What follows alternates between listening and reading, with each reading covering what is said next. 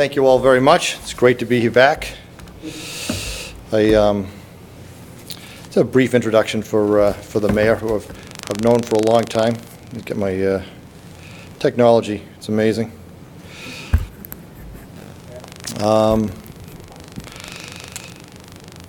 Thomas Menino stands as the longest-serving mayor in Boston's history. He was elected a record 5 consecutive terms. Now, I know what you're thinking. Of course he was. He always had the best advertising. I hate to admit it wasn't about the advertising. Mayor Menino was elected 5 times because nobody, absolutely nobody, in the city's history ever cared more for the people of Boston than Mayor Menino did. During his last term, Hill Holliday oversaw a citywide poll for the mayor, and it was tallied, and it showed that Mayor Menino had an approval rating of 80%. 80%. Now think about that. You can't get 80% of Bostonians to agree that the earth is round. Yet that percentage agreed that Mayor Menino was doing a terrific job. And what's even more amazing is that we conducted the poll for 3 consecutive nights after the major snowstorm of that year. How did Mayor Menino become so popular? It's for the simple reason that nobody cared more for people and worked harder on their behalf day in and day out for the better part of 20 years. This is a man whose day started at 4 a.m. and ended at 10 p.m., 365 days a year. He didn't operate behind a desk. He operated out in the neighborhoods. Here's another remarkable statistic. More than half the residents of Boston claim that they've met Mayor Menino personally. In a city of 640,000 people, that's a pretty remarkable accomplishment. Mayor Menino built strong relationships in the neighborhoods. His Main Street program spurred economic development citywide. His summer jobs program put thousands of city kids to work in the private sector every year. During his tenure, serious crime reached record low levels year after year. He's a tireless advocate for social justice. A great city needs a leader who cares deeply about the poorest and most vulnerable among us, and that defines Mayor Menino. And Boston is now the 3rd greenest city in America. Mayor Menino created very strong ties to the business community. His relationships with business leaders are as deep as they are meaningful. I spoke with Mayor Menino the morning following the marathon bombings this year. He said he wanted to create a fund for the survivors and their families. He didn't say how to do it. He didn't have a particular goal. He simply said that he was holding a press conference that afternoon at 5 p.m., and he was going to announce the fund. So get to work. And that is leadership. Within 1 hour, we had a name and a logo for the fund, One Fund Boston. We had a board of directors, which included me and Jack Connors and Jim Gallagher, the EVP of John Hancock. And we had our first $1 million donation from John Hancock and Manulife. We worked that day to create a website, to file the articles of incorporation with the Attorney General's office, and to set up a back office to receive the contributions. We spoke informally among ourselves and thought that the fund might someday reach $10 million. At 5 p.m. that Tuesday, Mayor Menino, who the day before, against his doctor's orders, checked himself out of Brigham and Women's Hospital, he stepped up to the microphone and announced the formation of One Fund Boston, and we did someday reach $10 million. That someday was 2 days later, Thursday, April 18th. And on June 30th, One Fund Boston distributed $61 million to the survivors and their families, all without 1 nickel of expenses. Today, the total raised stands at $73 million, making it 6 times larger than the largest private relief fund in U.S. history. People ask me how the One Fund Boston could possibly have come together in 7 hours. The answer is simple. It didn't happen in 7 hours. It happened in 20 years. Because that's the time Mayor Menino was in office, and that's the time he took to develop the relationships, the trust, and the connections so that it could happen that way, that quickly. I truly believe that no other city could have responded to the unfortunate events of April 15th any better than Boston did. Not 1 person died in a Boston hospital, yet dozens of patients arrived with some of the most horrific injuries the doctors there had ever seen. How did Boston do it? The answer is simple. Boston was ready. And the reason Boston was ready because of the deep, caring, instinctive leadership of Mayor Menino. On his last day in office, my children, Catherine and Michael, who are now 7 and 5, called Mayor Menino in his office to thank him for making Boston such a great city. I truly believe that their lives will be materially better because of all he's done. Now, Mayor Menino and I announced at the same time, pretty much, that we were leaving our respective jobs, mine at Hill Holiday and his as mayor, within a month of each other. I didn't expect to be drafted by John Henry, but I was, and now I'm the CEO of the Globe. And one of the advantages of being CEO of the Globe is that I get tomorrow's newspaper a little bit earlier than anyone else. So I'd like to share tomorrow's front page with you and give you a little preview of what Mayor Menino is going to announce tonight. Here it is. Menino announces 2016 presidential bid.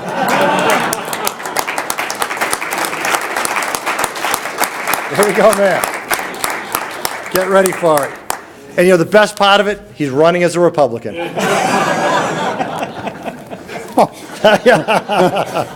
That'll be the day. Ladies and gentlemen, it is my honor and a privilege to introduce Mayor Thomas Menino.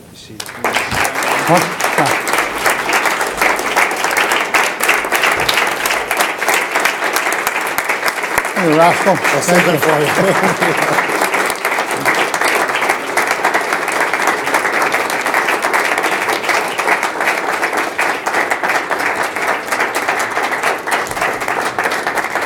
Am I going to my chair? Am I going to the chair? Yes. All right. Now it's my pleasure to introduce Senator Lou D'Alessandro, who will be moderating tonight's event. Senator D'Alessandro currently serves in the New Hampshire State Senate, representing the 20th District since 1998, which includes St. Anselm College. He also teaches state and local politics here at the college, where he helps shape the minds of future leaders. With a heart of gold and a pure love for New Hampshire and the United States, Senator D'Alessandro helped bring our guests to us tonight. Please join me in welcoming Senator D'Alessandro. Thank you, Lindsay.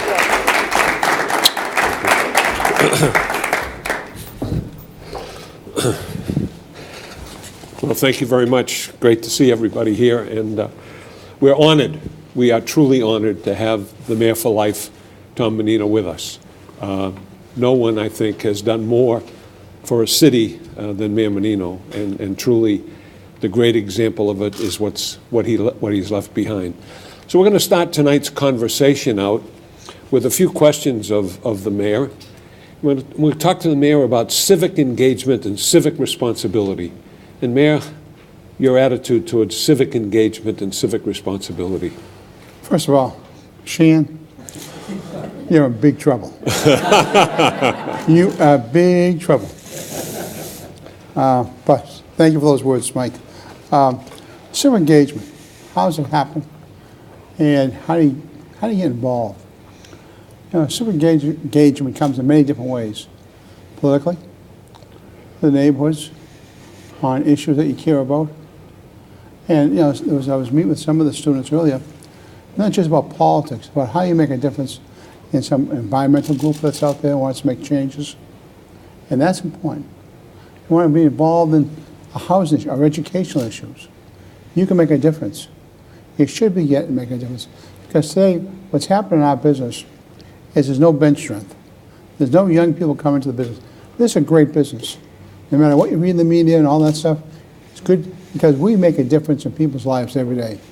When you put your head in the pillow at night, you say to yourself, I helped that person. That's why I did it for 20 years. It was about helping people. And civic engagement comes in. I started off way back when helping the Heart Fund, raising money for the Hearts Fund, things like that. And then got into a stop a highway issue and other issues I got involved in. And then when it became the time, they did a charter change in Boston. They went to district city councils. I ran then, and I won. And I've won ever since. I mean, won 5 terms as city council, 5 as mayor. But, you know, folks, government is not bad.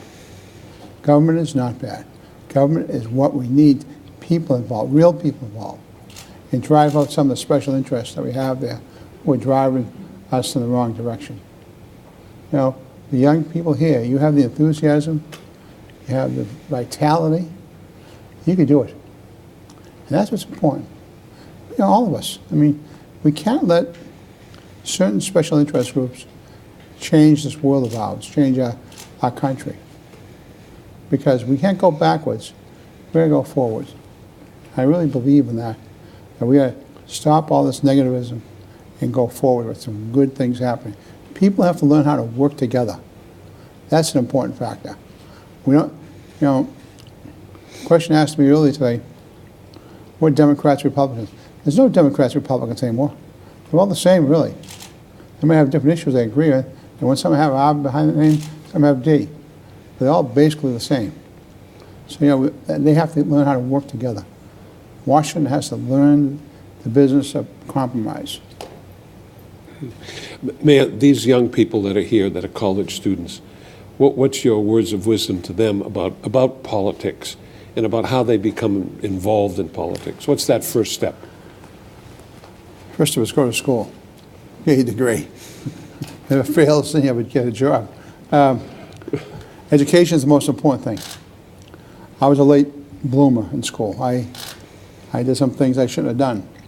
I went back to school when I was an adult. You know, if I didn't go back to school and get my degree and do other things, my education, I wouldn't be mayor today. You know, education is important, but you have to be well-rounded too. Not just about book knowledge. It's about things you learn, about networking with people. That's what it's all about also. Because you don't get all your knowledge out of the books. You go down and talk to some folks who are involved in an environmental issue down the street. You learn from them. That's where you do it. Get involved, and then if you see a position you want to run for, take it. But you have to believe in yourself. You have to believe in your heart you can win it. Don't let people say, you can't win it. When I first ran, my friends all said to me, what are you doing this for? You can't win. You're not a fancy talker. I'm not in Esquire magazine. All those things. But I said to them, I'm going to win. Because it's about people. You have to gain the trust of people. Trust is a big thing. If the people who trust you, you can do almost any issue in government because they trust your judgment. You're elected because people trust you. And once you sell out for special interests, that's when your career goes downhill. Mayor, you talk about trust, and I think trust is something that's missing in today's politics. But how do you create that level of trust that was around when we were younger, but has completely dissipated as we've grown older? I think how I developed it is just being out in the neighborhoods, talking to people, being in there when there was issues, and if there was an issue out there, I'd be out there talking with them, trying to help solve them. If a young person got shot, I would be visiting the family, And then if people had an issue and they were in opposition to me, I'd bring them into the office, sit down and talk with them.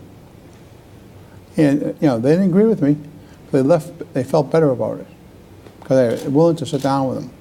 And they trusted you. Because, sometimes when you're an elected official, if somebody's against you, it blazes with you. I'm not going to talk to you. I used to bring them in and talk with me.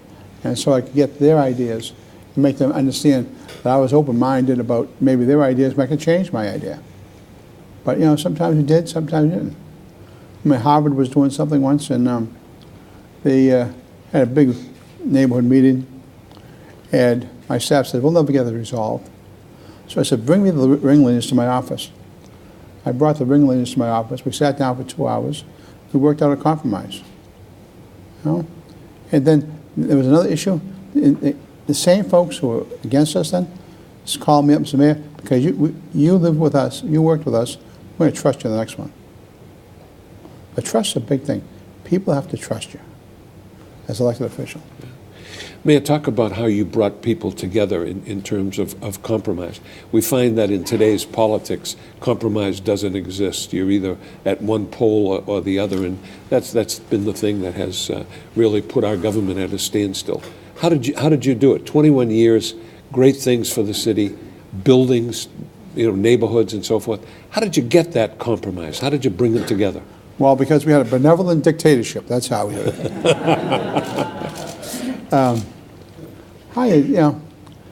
You go out there and listen. It's easy to get to know, but it's tough to get to yes. And how do you work to get to yes? That's by listening to people, working with people. I'm repeating myself, but it's people. You have to believe in people. You have to want to work with people, and you have to listen to them. You don't have all the answers, so you listen to the public a lot. But the public elected you because they trust your judgment. And once you sell out what you believe in, then you leave the business. You should not be there. The public elects you. I believe also that the public at times wants to disagree with you, have a little tiff-taff with you, and give you a hard time. And that's when that's the challenging part. I used to love that. A couple of times, they wanted to cite housing for special needs kids in a neighborhood. A big community, everybody's there. We're all against it. All the elected officials who voted for it spoke against it. So I was steaming on it.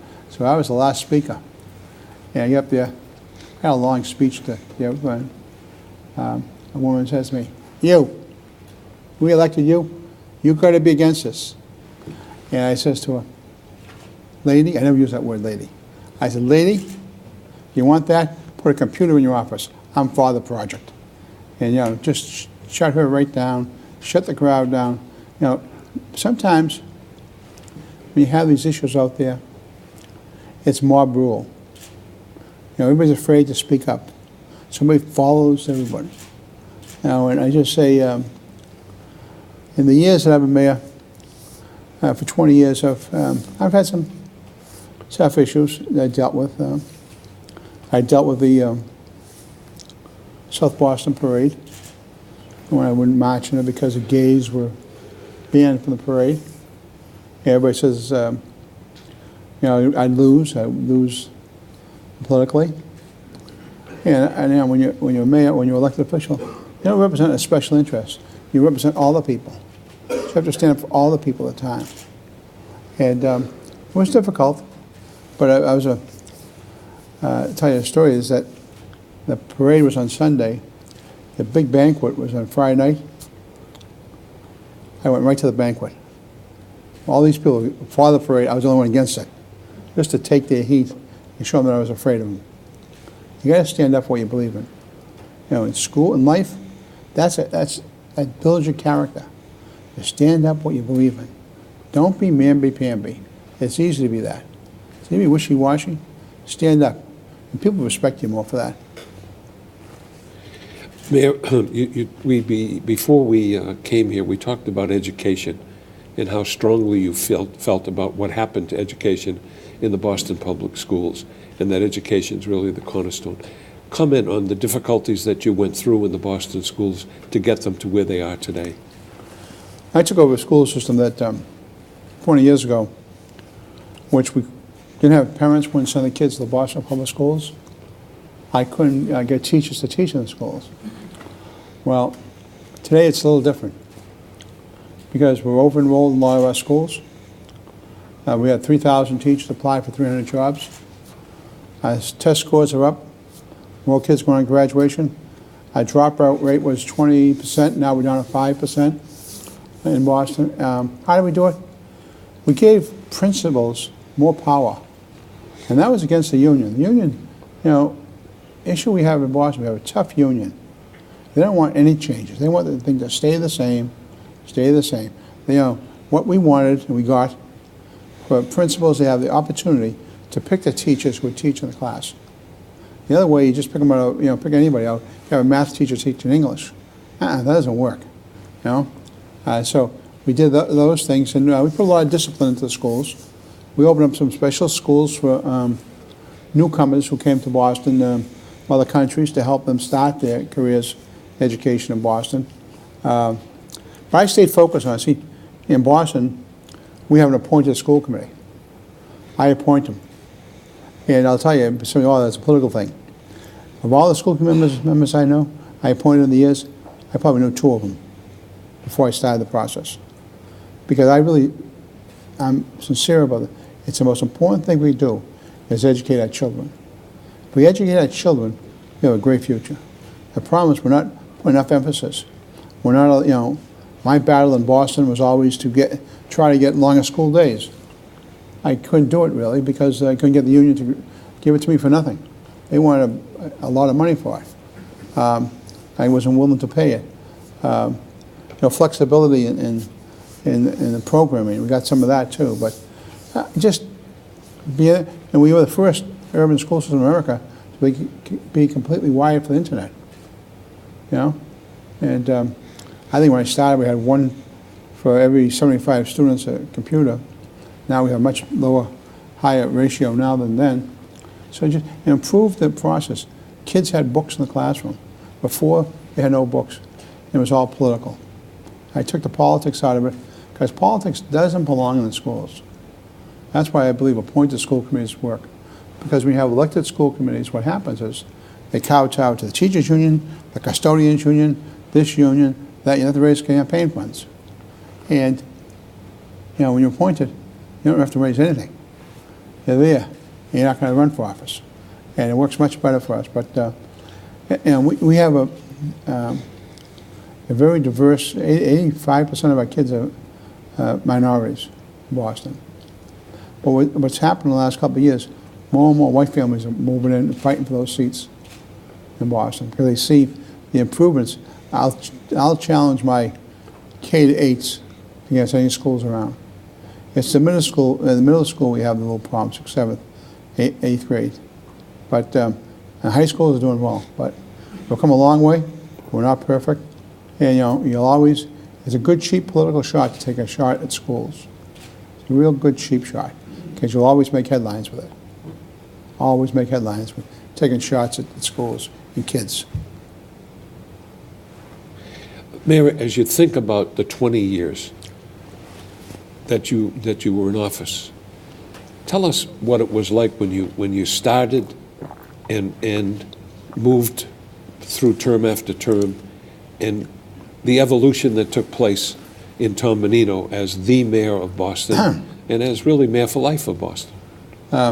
Evolution, let me tell you. When I first took over, I was the most impatient guy in the world. I'd yell a lot. I have a staff member back there who knows. But I learned, you know, you learn on the job, you seek help, you realize that, you know, you don't have all the answers. And when I took over as mayor, a couple things I really believed in. I believed I had to be close to the business community, and I'd be very supportive of the higher education and healthcare. Because, you know, in our city, healthcare and higher education are the foundation of Boston. And the business community has the resources to help me do my job. Like putting 10,000 kids to work in the summertime. No other city's done that but us. You know? Because of my business community. And when I had issues out there, the business community helped out with us. We had Valedictorian Day, and State Street Bank steps up to the plate. You know, I do some advertising. Hill Holiday does it. It's all pro bono. So I had to build that relationship with those folks. And then I had to go build some relationships up in some of the other neighborhoods that were forgotten over the years, especially in the community of color. They were forgotten. They were used by elected officials for so many years that, you know, they only go there 6 months before Election Day to get votes. I said, I'm not going to be like that. I'll be there every day. And so I built a shopping mall in one of the neighborhoods and never had any stores. And it's I had 7 developers who said it couldn't work. I finally found a friend of mine. I said to him, you got to do it. I'm on the line to do it. He did it, and it's successful. It's doing real well, and they want to expand it. It's in Grove Hall. So, you know, it's about, you know, when you first become mayor, you know, you don't know it all. I tell you, you don't know it all. You learn more every time. You learn. Once you stop learning, that's when you leave the office. And I never stopped learning. Even though I left office, I was still leaving. I was learning. I didn't leave office because I would stop learning. I left office because I was there for 20 years, and I wanted to do something else with my life. May you tell us about the situation where you created the camp for youngsters, took that island and got a place for kids to go in the summer so they could learn and get something positive in their lives. Yeah, It's a great accomplishment. About 8, 9 years ago, we had a real problem with violence with kids between 11 and 14. They're too old to be young, too young to be old. So I said I had to do something about it. And Jack Connors, who was mentioned before, he originally created Hill Holiday 100 years ago before the next generation came in. I called him up one day and said, Jack, I'm going to take a ride out to this property I have out on Long Island. It's an island next to the city. I want to take you a ride out there and show you. And we get out there, it's a cold October day, cold as hell. And he said, what do you got me out here for? I want to build a summer camp.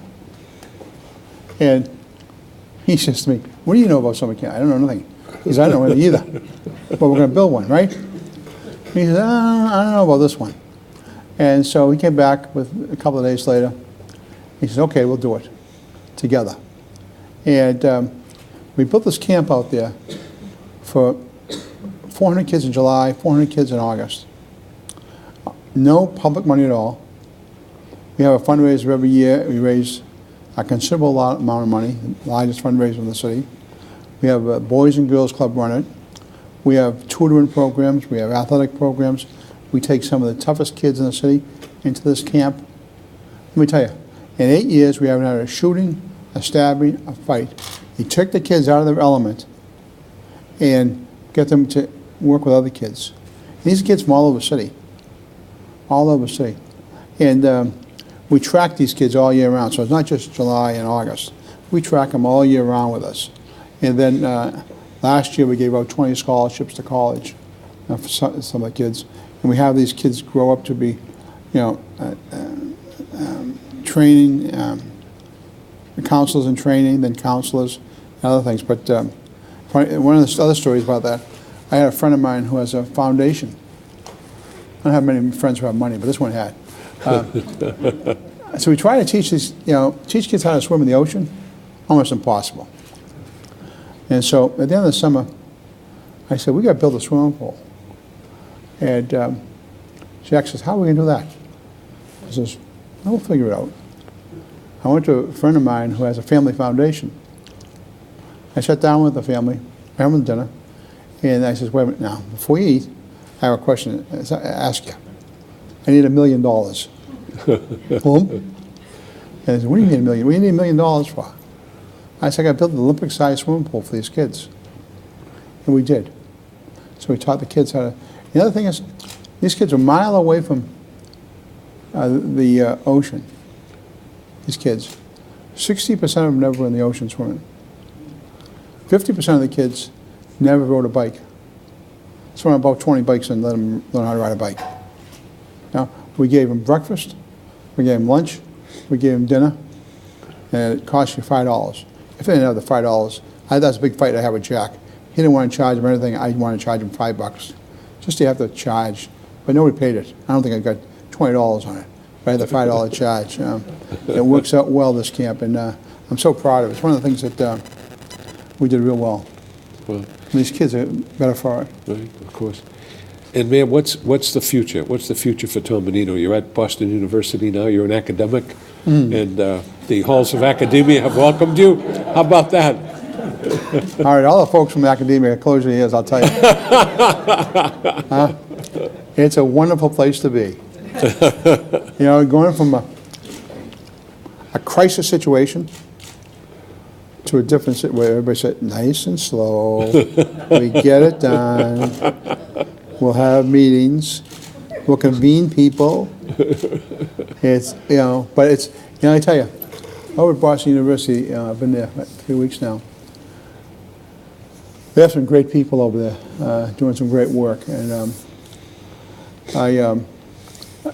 Bob Brown asked me to be the director of this initiative on cities, trying to bring mayors, other people involved in municipalities together and do some research, do some writings, do some mentoring, all those things we're trying to do. And besides that, you know, dealing with the bureaucracy, that's a lot of fun. Every dean has their own little fiefdom. You can't get by that fiefdom. I mean, they just, you know. And so one of the things, you know, I like students. They give my energy. And I said to the president, I'm gonna have the kids come drop in anytime. No, you have to have office hours. I said, no. We come in anytime. So 3 weeks ago we started, anytime they want to come by, they come by the office and, you know, talk, if we have time, talk with them. Like today we had student government kids in, talking with them. You know, I think it's important to get them interacting with you.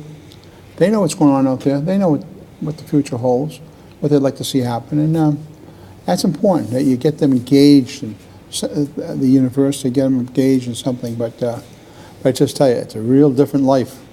You know? I have a saying, but I'm not going to say it here.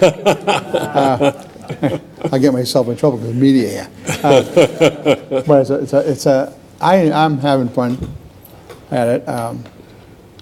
What it allows me to do is allows me to do what I want to do with change. You know, meetings and things like, and meet with different people, different issues. It also gives me the opportunity to reach out to mayors from all over the world, which we want to do, and talk with them and help them. On March 24th, my first meeting, convening, is on the marathon of how the city acted and reacted to what happened that day. We have a whole day session. You know, it's open to the public, and it'll be interesting because we have all the folks who have been involved in the marathon, from the docs to the first responders to the media, all those folks, they're all involved in that. People from the one funder involved, Ken Feinberg, who made all the decisions, going to come.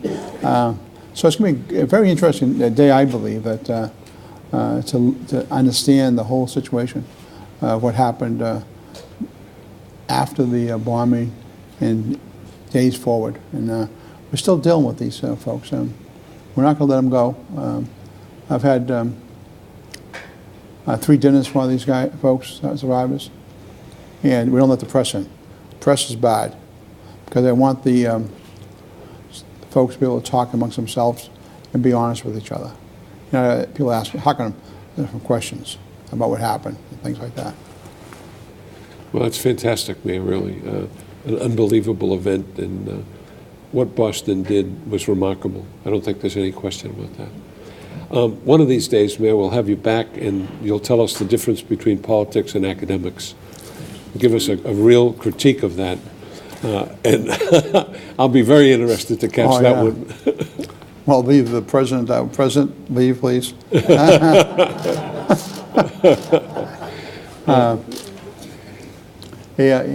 Oh.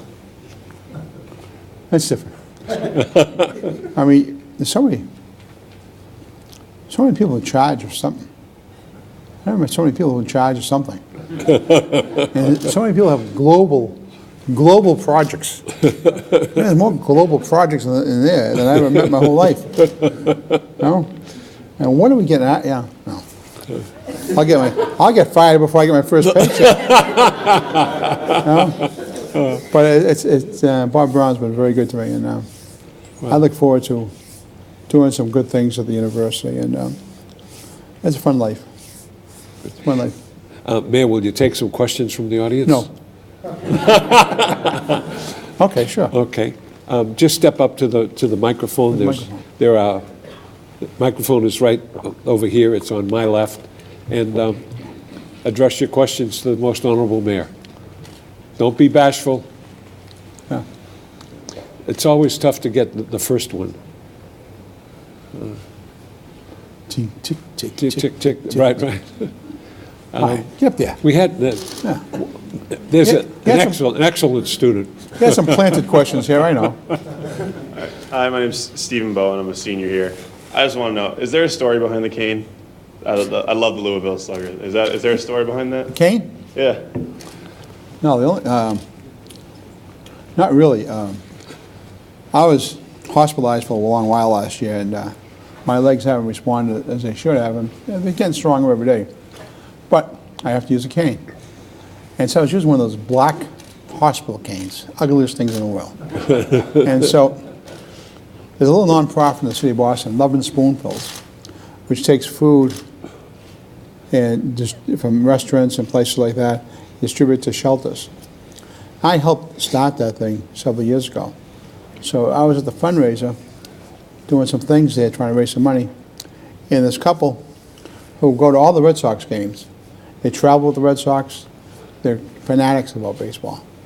And they presented this to me. So it's made by a fireman in Florida. It's unique because, you know, Boston, 3 world championships. No other bat has that one. But yesterday I was at the Council of Foreign Relations in New York, and they wouldn't let me. Almost didn't let me on the plane because of the bat. I said, "It's my cane." No, it's a bat. It's a cane. We had a discussion about, is it a cane or a bat? Okay, next. I'm Mayor Menino. Jim Flanagan, I met you a little bit earlier. Originally from East Boston, Orient Heights. So Wonderful, wonderful place. when I moved from East Boston to Malden, I didn't change my... You went downgrade. I did downgrade, yes. But I made sure that I didn't change where I voted, so I would come back every November to vote for you, actually, for the first couple of years. Anyway, my question for you, it's great to have you here at St. Anselm tonight. My question is, if you can just talk about possibly evaluating the first 60 days of Marty Walsh, the newest mayor of Boston. You know, Marty stepped into a position, a tough position, because of what I left. You know, my popularity, and you know, people can measure him by a lot of different things. And also, I think Marty's done a good job under difficult conditions. I mean, he comes from the legislature, he becomes mayor. You know, when you're a legislator, you don't have to make decisions, ever. You delay them. Mayors have to make decisions almost every day. That hurt me. Every minute. That hurt. And it's a different way of governing. And he's picked a couple of good people for the staff so far. The kid who was his chief of staff was one of my fellows a couple of years ago, and he's doing a nice job. But his first couple months, you know, it's getting his feet in the ground. I understand the job. I understand that every word he says now is gospel. You know, he can't have a misstep. A misstep ends up in the front page of the newspaper. You know, when you're state rep, you can say almost anything. You know, who cares? But when you're mayor of the city, everybody cares about what you say. And but I think he's doing an okay job. I have faith in him. I do. And I will not. I make a pledge to myself and to him. I'm not going to be a critic on the sidelines. It's not my job. My job of government is gone. Now, I'll be there to help him, counsel him, things like that, but not to be a critic, right? Just, you know, truthfully, I think he's done okay. He's been, you know, difficult job being mayor of Boston. And when you think about it, all these moving parts you have, when you have, I think, 18,000 employees, you know, and you have to deal with 54 unions. That's a real nice job. 54 unions.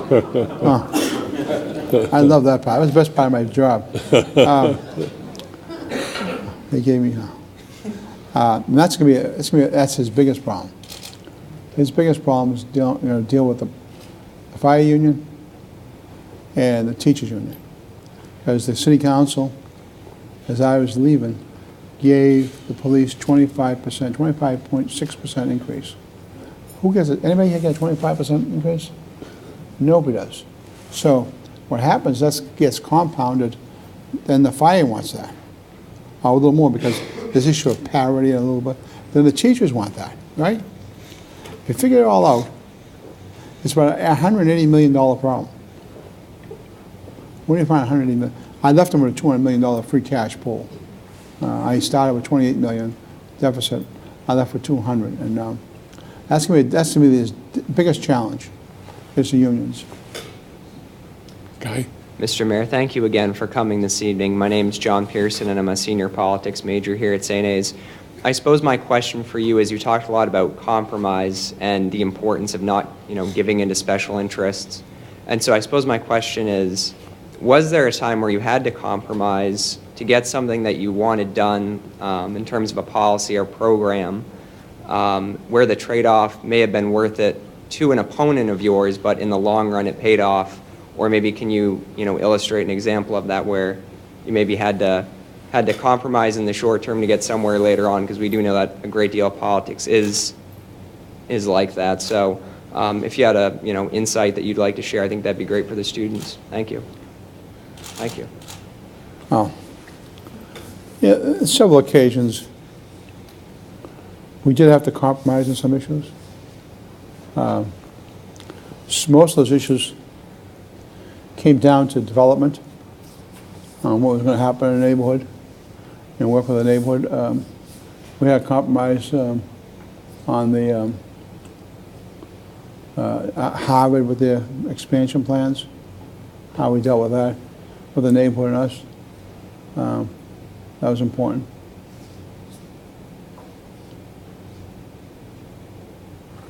Things like that. I would say, it's a tough issue, and the fact that you can do it and succeed Well, it's getting people in the room. is right. The thing is, That's the issue. getting people in the room, talking to them, that's how you get it done. Yeah. Okay, next question. How you doing, Mayor? Thank you for coming. My name is Ryan Dumont. I'm a junior from West Roxbury, Massachusetts. Yay. And I'm sorry? Yay. And yeah, no, before I ask you a question, I don't know, I've always thought you've done a great job. I started off, I went to Holy Name, I don't know if you, Holy Name in West Roxbury. And then, I needed additional things, and I think my mom had contacted you or whatever, and I had got into the Joyce Kilmer, and then that was, doing well, and, then I went to CM, and now I'm here. So thank you for getting the schools situated so they can help kids out, you know what I mean, when they're in a tough situation. So yeah, my question is just kind of what he was going back to, when it comes to compromise, do you kind of just sit down with them and just say yeah, here's the goal we need to get to, and that's what the goal is, not our personal ambitions or. Now, when you sit down and compromise, you have a goal to get to. And you have to give a little bit, they have to give a little bit. Especially on some development issues. You give a little, they give a little. You get to yes. And that's important. I always say, it's always so easy to say no. And when you say no, there's no work behind it. Saying yes, there's a lot of work to get done. That's important. Thank you. Okay. Thank you again, Mayor Menino, for being here at St. A's. My question is, I think we have enough resources in the country where there should be no one who is homeless. Unfortunately, the number of homeless people is growing in many cities across the nation. In Boston, though, it isn't growing as fast. It is still over 7,000, but it isn't growing as fast. What strategies have you used to combat homelessness? Well, we do a survey every year. I think it's the first Monday of December. We go out and count all the homeless and see what the census is. Well, we have several programs out there that on affordable housing. A certain percentage of them has to be affordable units. We've also worked with the shelter community, and they've put some transitional housing up for them. And transitional housing helps us get the thing done, get them into permanent housing. But the biggest thing with homelessness is families. Families are the biggest numbers now. And why? Because there's no federal programs now to help build affordable housing, workforce housing. So how you do it is through the Department of Neighborhood Development, through their programs, the Boston Redevelopment Authority, some of their programs, and using some of the old CDBG money that was around, use some of that. But it's a, when you used to do developments, you usually have two funding mechanisms. Now you need about 7 or 8 funding mechanisms to get something done. It's not like it used to be. I mean, money is tough when it comes to housing, real tough. Would you support a raise of the minimum wage? Oh, yeah. Yeah. Thank you very much, Mayor. That was an easy question. Right. Lindsay? Hello, Mayor. Lindsay Robinson, senior politics major from Massachusetts. I just want to first thank you for all that you did during your tenure as mayor of Boston and all that you continue to do for Massachusetts. But I have a two-part question. As a student leader here on campus, something that I've tried to do, much like you talked about earlier today, is to represent all students, regardless if it personally affects me or it's something that I agree with. So how do you deal with making or trying to make everyone happy? And my second question... You're not going to make everyone happy. As long as you make 51% of them happy, you're happy. You're not going to make them all happy. And my second part to my question is you made a lot of reference to the media. How do you deal with the media and making them happy as well as using them to your advantage and trying to keep... The media, how do you use the media and get them to your advantage? You don't. You know, the media is out there to tell the story. You know, and sometimes you like it, and sometimes you don't like it. It's, you know, as long as they tell the truth, you have no problem with it. When they exaggerate and don't tell the whole story, that's when you have a problem. That's when I have a problem. Or they make up stories. You know, I won't listen to the facts. Now, sometimes they come to you with the question, they already have the answer in it written, but they just want to say they talk to you. That's a problem. I have no problem with the media at all, except when they do those things, when they aren't honest with you. That's a problem. Thank you. I've had some fun with them, too. Last question. Mr. Mayor, Chris Kennedy from Manchester. You talked a little bit about your own evolution. What? You talked a little bit about your own evolution as mayor. And I'm curious if you could talk a little bit about the evolution of the city, the evolution of Boston over your 20 years. And what are you really most proud of about the evolution of the city? And if I might be a zealot, I'm going to add one last question, too. I know you've only been out a short time, but what do you miss the most? The evolution of Boston. 1993, when I took over, much different city. We didn't have a strong economy. People were leaving. And we got into that recession. The big dig started in Boston. And thank all you folks for paying for it. I appreciate it. That helped the city, actually. When people started to kill the city, because all those engineering companies, all those construction companies, all those planners, they opened up offices in Boston. It was a little difficult for us to get around at times, but it helped the city. And right now, you have the beautiful parkland, 27 acres of parkland, which really works out well. You had and then you had some issues you had to deal with race. You had to work on that and make sure that, you know, that the community felt they were part of the city. And as mayor, you had to deliver for them. I had to deal with the issue of violence then. When I first took over, we had about 150 homicides. I reduced those numbers, get the police department, police commissioner, do some different things. Brought in Paul Evans then, who was the police commissioner. Did a lot of community policing, a lot of work with neighborhood folks.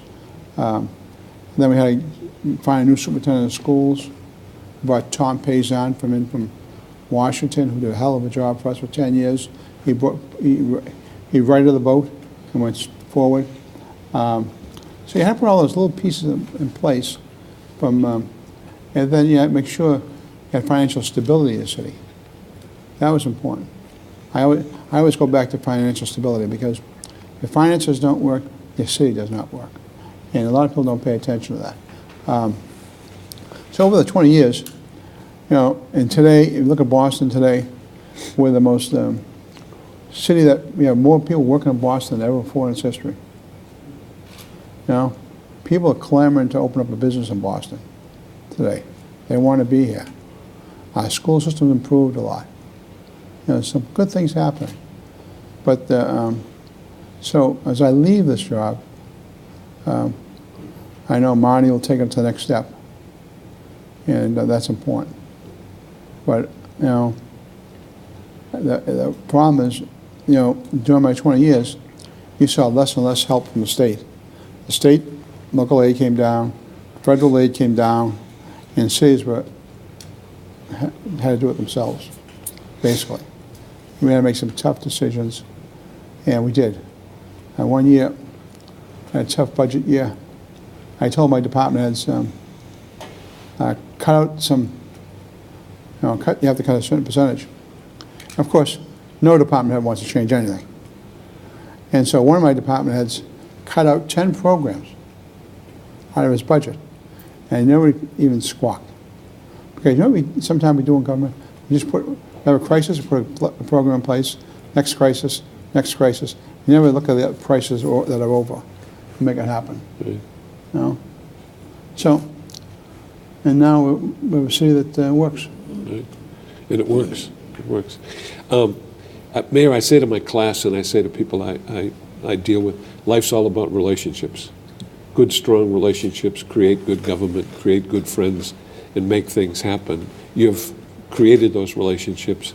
The relationships, I think, are your legacy to Boston, your legacy to Massachusetts, and really, that's the most significant thing that anyone can do. So, appreciate all you've done. I'm a little kid from East Boston, went to St. Lazarus School, which no longer exists.